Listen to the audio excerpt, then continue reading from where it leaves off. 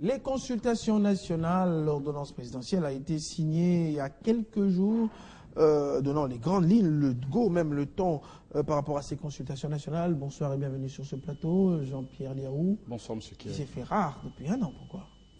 Écoutez, le travail, il n'y a pas depuis depuis le poste, il faut le rappeler, il faut le préciser, le poste à l'Assemblée nationale. Même bien avant, j'étais au service de la République. Mais vous savez, être en politique, c'est concilier communication et travail dans l'ombre. Et pour l'instant, je suis dans l'ombre, mais je ferai un effort pour de temps en temps être là. Alors, vous êtes communicateur de la majorité présidentielle, vous êtes également au bureau de l'Assemblée nationale, il faut le préciser.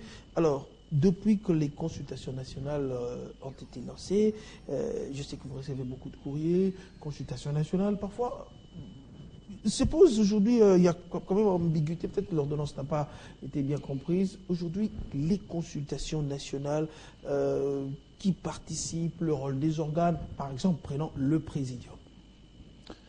D'abord, je voudrais tout de suite corriger, parce que je pense que la confusion peut aussi naître de là.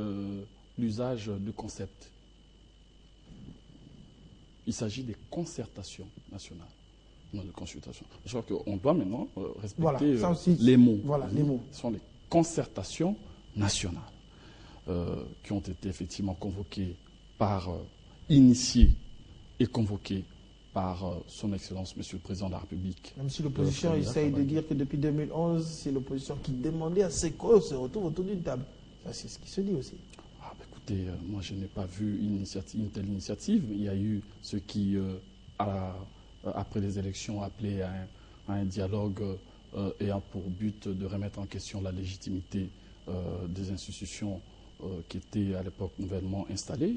Mais ici, il ne s'agit pas de cela. Il s'agit de concertation nationale, un cadre qui a été imaginé, créé par les présidents de la République en vue de faire participer toutes les couches sociopolitiques de notre pays à un échange, à un débat, parce que le président de la République a estimé que dans une démocratie, il faudrait aussi à un certain moment aller au-delà du cadre pouvoir-opposition pour avoir un échange citoyen, pour pouvoir regarder, mettre sur la table des problèmes, des enjeux sociaux, économiques, qui sont devant nous, et puis essayer, face aux problèmes sécuritaires, aux problèmes économiques, aux problèmes sociaux, voir vers où amener notre pays et recueillir les réflexions des uns et des autres.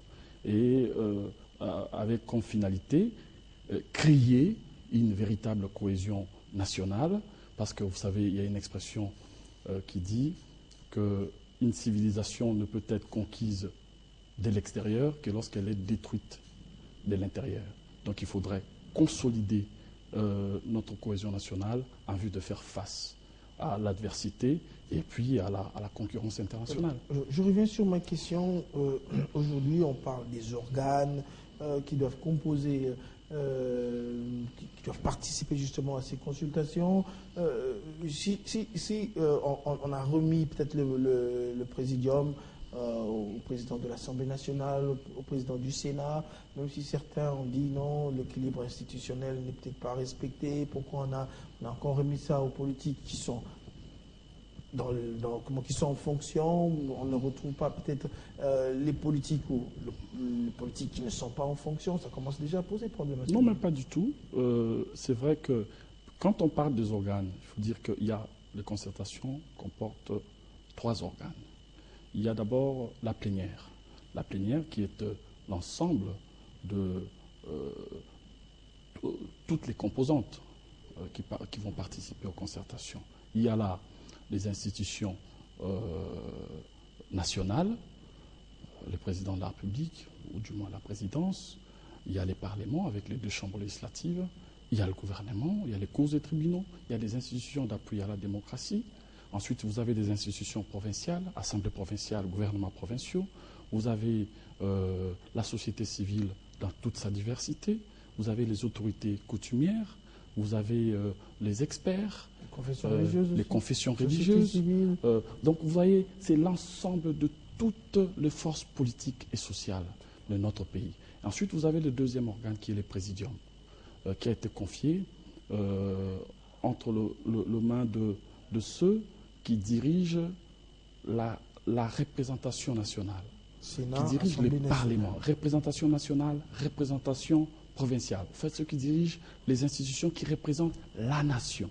Et c'est important effectivement, que nous soyons dans ces cadres institutionnels parce qu'effectivement, il s'agit de parler des questions, des fonds et des questions institutionnelles des fonds dans notre pays. Et ensuite, vous avez le troisième organe qui sont les États généraux, qui sont de commissions qui vont plancher de manière spécifique et examiner les thématiques qui ont été proposées. Il faut rappeler les thématiques en question. Il y a la gouvernance, démocratie et gouvernance, démocratie et réforme institutionnelle. Il y a économie, secteur productif et finances publiques. Il y a désarmement et réintégration de groupes armés. Il y a conflit communautaire et réconciliation nationale. Il y a décentralisation et renforcement de l'autorité de l'État. Voilà des questions essentielles qui se posent dans notre pays. Et les présidents de la République voudraient que chacun puisse contribuer à cette réflexion pour savoir où est-ce que nous amenons au XXIe siècle, où est-ce que nous amenons notre pays. Je crois que c'est un forum essentiel, un moment clé de la nation qui ne nécessite pas que l'on puisse d'ailleurs poser des préalables parce qu'il s'agit de sauver notre pays dans ces mondes de plus en plus compétitifs. J'allais poser la question d'où, là où les violons ne s'accordent pas avec l'opposition, qui voulait parler de légitimité, parler également de légitimité. L'opposition qui, il faut le dire, a décidé de ne pas participer, de ne pas prendre part à ces consultations, ces concertations, entre l'opposition qui se concerte aussi, sans l'UDPS, sans le MLC. On se dit déjà peut-être que ces concertations vont accoucher d'une souris. Et aussi le fameux document que l'opposition a fait circuler il y a quelques jours, demandant également une médiation extérieure, et surtout le rôle de Mary Robinson. Je ne sais pas, dans le document, dans la résolution 2098, on parlait du rôle de Mary Robinson. Alors, est-ce que vous pouvez succinctement nous dire quel est réellement le rôle que Mary Robinson va jouer en ce qui concerne la situation de la République démocratique du Congo par rapport au document que l'opposition a publié? Si rapidement je peux me retrouver, je crois que je ne suis pas perdu dans mes documents, lire l'opposition politique, ça c'est le document que l'opposition a publié récemment. L'opposition politique congolaise dénonce la confiscation de l'initiative et la mise en écart par le président de la République de l'envoyé spécial du secrétaire général de l'ONU qui, en vertu de la résolution 2098, a pour mission de promouvoir et superviser un processus politique global sans exclusif. Je ne sais pas si c'est ça qu'on peut appeler la médiation extérieure. Oui, j'avais d'ailleurs fait exprès d'amener la dite résolution 2098, parce que vous parliez d'un concept qui ne figure pas dans la résolution. Je ne veux pas parler de la tricherie. Je dis que c'est une inadvertance ou une coquille, quoique même une coquille assez grave, parce que la résolution parle de promouvoir, parlant de Mary Robinson, promouvoir un dialogue politique transparent et sans exclusive. Promouvoir, pas superviser. On dit de promouvoir. Lorsque l'opposition ajoute superviser, je pense que c'est une utilisation abusive d'un concept qui ne figurant pas dans la résolution. Vous savez, les résolutions, il faut faire attention, il faut rappeler in extenso ce qui est dit pour que l'on soit juste. Moi, je pense que lorsqu'on évoque les bons offices, on doit savoir que les bons offices, ça veut dire assistance ponctuelle. C'est vrai que nous sommes assistés par la communauté internationale parce que nous considérons que la République démocratique du Congo est un grand pays qui ne peut pas évoluer en vase clos de manière isolée. Donc il faudrait faire avec les autres et accepter la main tendue des autres. Mais tout ceci doit se passer dans le respect strict de notre souveraineté, de notre identité. Longtemps, notre pays a été considéré comme un pays faible qui était la rusée de tout le monde. Il y en a même qui parlaient d'une certaine classe politique immature, etc. Moi, je pense que le moment est venu pour affirmer devant la face du monde que nous avons décidé de rester debout et de rester nous-mêmes, avec le respect de notre identité nationale. Les filles et fils de la RDC sont capables de se parler eux-mêmes entre eux. On sent déjà que ça sera difficile de parler, les fils moi je suis confiant. Parler par rapport à ce que... Il ne faut pas ignorer que si ces concertations se font sans l'opposition, n'aboutiront pas, selon l'esprit peut-être de son initiateur. Non, moi je ne pense pas. Je crois en la maturité politique des opposants dans notre pays.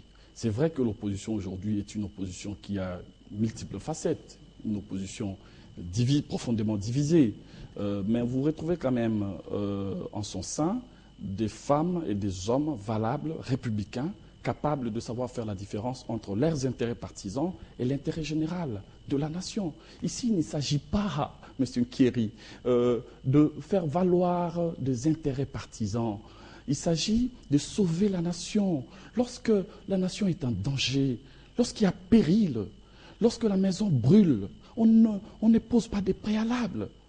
On participe au débat. En politique, vous savez, quand on est dans l'opposition, même quand on est au pouvoir, l'idée n'est pas seulement d'exercer le pouvoir pour le pouvoir. L'idée, c'est aussi d'œuvrer pour l'avancement de la nation. Et lorsqu'on n'a pas pu conquérir le pouvoir et qu'on est dans l'opposition, on doit être dans la critique, mais aussi et surtout dans la proposition.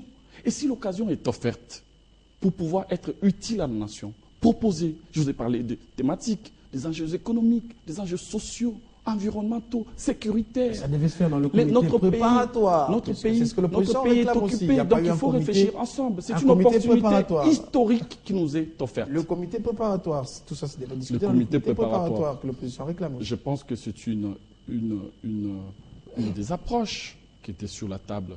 On pouvait imaginer effectivement la mise en place d'un comité préparatoire. Mais qu'est-ce qui avait été choisi? On avait fait le choix d'une approche participative. Vous avez vu vous-même, d'abord le président de la République lui-même, l'initiateur de cette magnifique idée, qui a reçu des groupes parlementaires entiers, qui a reçu des forces vives à la cité de l'OUA.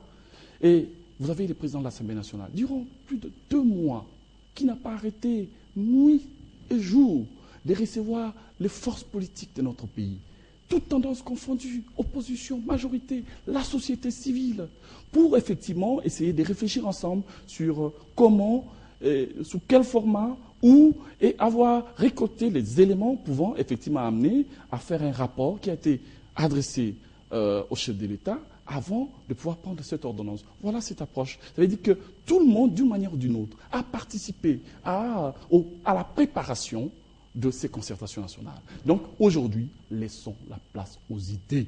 Essayons de réfléchir sur comment permettre à notre pays d'aller de l'avant. Arrêtons de tergiverser parce que notre maison brûle. Nous sommes occupés. Il y a des parties, il y a des communes entières de notre pays qui sont occupées par des forces étrangères. On ne pose pas des conditions pour pouvoir réfléchir ensemble. Je trouve l'idée inadéquate et abracadabrantesque. Dernière question, très rapidement. Vous, comme j'ai annoncé tout à l'heure, vous faites partie du bureau, du bureau du président de l'Assemblée nationale. Voilà, ça c'est ce que en l'occurrence, je suis son directeur de cabinet adjoint. C'est pas voilà, si directeur de cabinet adjoint, le président, je voulais que vous le disiez vous-même, le président de l'Assemblée nationale, qui fait partie du président. Vous avez cité des 2 chambres du Parlement. Tout à fait. Comment le président Minakou se prépare justement face à ce rôle? Vous avez annoncé tout à l'heure qu'avant, il y a eu des concertations avec les groupes parlementaires et maintenant que, même si la date des concertations ne sont pas connues, comment ça se prépare? Bientôt. Écoutez, ça se prépare. Les présidents de l'Assemblée nationale, comme je vous ai dit tantôt, est toujours dans une approche participative. Il consulte, il poursuit ses consultations, il reçoit énormément, il ne dort plus du tout. J'ai très pitié de lui parce que nuit et jour, il ne fait que travailler, il ne fait que recevoir, il ne fait que consulter les différentes forces politiques et sociales pour pouvoir mener à bien son travail ensemble avec son collègue du Sénat. Il va préparer très prochainement, il va mettre en place, ils vont mettre en place, parce qu'il s'agit de deux présidents des chambres, le secrétariat technique qui va travailler sur le préparatif matériel en quelque sorte de ces concertations, et puis ils vont accréditer les différents participants, et puis les dates seront